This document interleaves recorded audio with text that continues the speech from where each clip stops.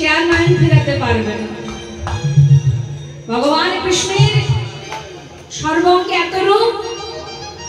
আস্তে আস্তে কথা না। একদিন রাধারানী বলছেন, সখী চরণ ধরে মিনতি করছি, আপনারা যদি এইভাবে গল্প করেন তাহলে মৃত্যু শোনার কোনো দরকার নেই। বাচ্চাগুলোকে যার যার পাশে বসান।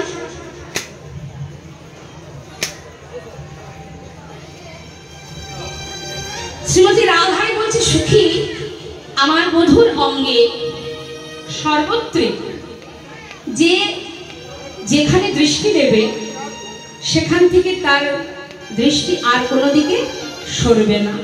ওপরে বলো নিচে বলো ডানি বায়ে কোনো দিকে আর ঘুরবে না।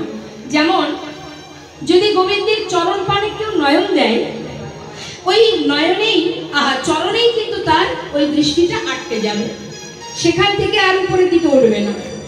কেউ যদি তার নয়নে নয়ন দেয়, সেখানেই তার চাহনিটা তার দেখাটা আটকে যাবে, আর নিচে উপরে কোথাও যাবে না। অর্থাৎ যেখানে তাকিয়ে থাকবে সেখানেই বাধা পড়বে তার দৃষ্টি। এতই রূপ ছিল তার। ভগবান কৃষ্ণ নিজের রূপ দেখে নিজেই একদিন পাগল হয়ে মোহিত হয়ে তাকে ধরবার জন্য ছুটে গিয়েছিলেন। কৃষ্ণের মাধুর্যের আশ্চর্য এক বল, কৃষ্ণ আদি চঞ্চল আর কৃষ্ণ আদি জীবগণ করায় চঞ্চল। শুধুমাত্র ভক্ত নয়, ভগবান নিজেও নিজের রূপ দেখে পাগল হয়েছিলেন। তা সেই রূপ মাধুর্যমা জগতে যে দেখেছে সেই তো ভুলেছে। সেই শাস্ত্রে আজ গানের ছলে কি সুন্দর ভক্ত বলছে, নদিয়া নাগরী, ওরে নাগরী রে, ওই নয়নে যে নয়ন দেবে সুন্দর